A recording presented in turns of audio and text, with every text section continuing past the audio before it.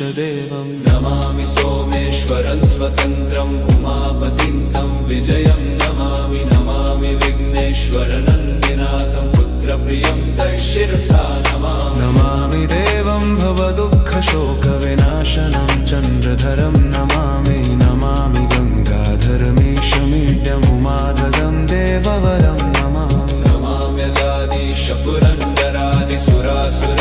नमाम्यजादिशपुरन्दरादिसुरासुरैरचितपादपद्मं नमामि देवी मुखवादनान इक्षार्थमक्षित्रितयं यैष पञ्चामृतैर्गन्धसुधूपदीपैर्विचित्रपुष्पैर्विधैश्च मन्त्रैः